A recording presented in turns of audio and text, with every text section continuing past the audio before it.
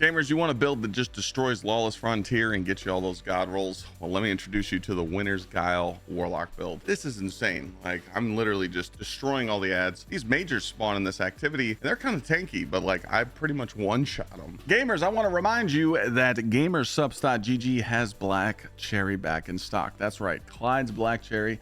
It's selling quick. I even got a DM from them saying, hey, we had to order more. Keep it up. So thank you guys for supporting the brand. If you guys like caffeine free, there's also a caffeine free flavor, but it tastes like triple X vitamin water. Best drink on the market. I use it as a pre-workout. Cut out all the nasty drinks. I only drink water, juice, and this. It's right here on my desk. That's right. Code Clyde at checkout gets you a discount. Thanks for supporting. Let's get back into the video. And I found a way to incorporate the Praxis Blade lightsaber in this build to pretty much just make it do tons of cool things with debuffing and explosions. Pretty much all in one build that you'll need to grind all these god rolls. So first, let's talk about what Winner's Guile is doing for the build. Well, it has Warlord Sigil. Melee and finisher final blows increase melee damage. With maximum stacks, you gain vastly increased melee regeneration for a short time. So if you hit a finisher, you get 3 stacks. If you get a kill with a melee, it's 1 stack. Each stack gives you 40% melee damage. So around 4 stacks, you're sitting at the Synthocept build for either the class item or around like a Titan Synthocept, but it goes higher.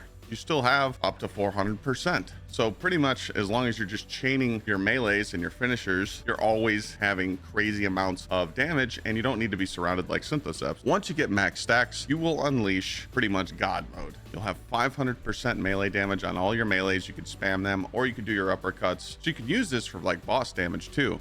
But each melee will be 500% damage for 10 seconds, and you can keep using other things to keep your stacks up. I've noticed that using your solar super when you're in Song of Flame, you can also grant stacks while you're in your super. So it's kind of nice. Like, you activate your super, you come out of your super, you already have some stacks, then you pop your transcendence, hit your lightning surge uppercuts, and really you can find an easy game loop for this build. So moving on to the subclass, like I said, I do like Song of Flame, but since you're playing Lawless Frontier, you can always switch to like Nova Bomb or Needle Storm because you have an invader coming real quick just to kill them to knock that out, and then switch back to Song of Flame. We're using Phoenix Dive to heal, Needle Storm for our melees, and I like the Cold Snap to build my darkness energy. Of course, we need Devour because it's very important for this build, and I'll explain why. Lightning Surge for your cha-cha slide uppercuts. Moving on to the fragments, since it's melee build, you want protection, purpose so that you can get restoration or whatever subclass you're on, balance to get that melee energy back so you can have that infinite loop, courage simply because if I throw that cold snap grenade before I uppercut, I'm going to do the huge damage to the bosses, and then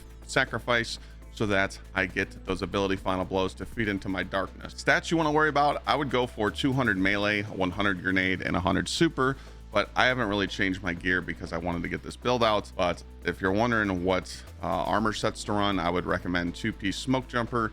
And since you can't get that right now, I would just focus on whatever your best gear you have. If you want, you could run a 2-piece tech sec to deal increased kinetic damage to shields, over shields, vehicles, and constructs. This does work with the Praxic Blade, but again, it's kind of just up to you.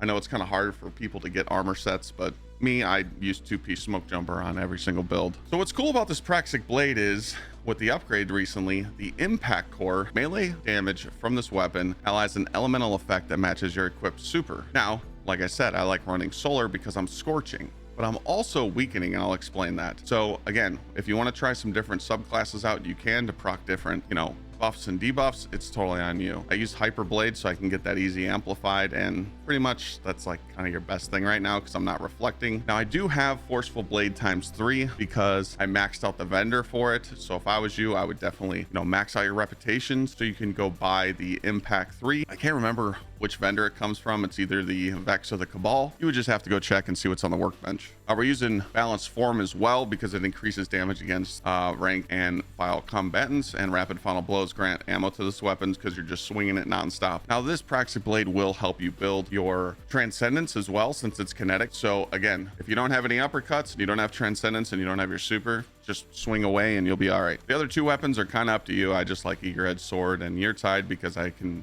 have an SMG on that gives me attrition orbs, and it does help me out with my light energy if I need it. Moving on to the mods, we're going to have 2 hands on because we're going to be meleeing a lot and we want to get our super. Also kinetic siphon for our lightsaber to make more orbs so we can just keep picking up orbs, get that protection from our purpose fragment, and just you know, not die. Full heavy-handed so that you're always making orbs with your uppercuts. Chest piece is just resistances like always. Boots, we're going to be using invigoration for melee cooldown, absolution for ability cooldowns on all of them, and then you could do kinetic weapon surge. I did run double kinetic surge in some areas just to see if I liked it too. So again, if you want more power to your lightsaber, just run 2 kinetic weapon surges. Special finisher, just in case if I need to hit a finisher, might as well make some ammo, even though the lightsaber doesn't run out. But again, if you want to run double outreach, you can. This is just what I had on. And then the second mod is outreach, and then powerful attraction to pick up the orbs. Now here's where we go into this artifact that just makes the build absolutely just jump off the paper to me. So in the artifact, you could use expert handling. Pretty much if you get final blows with your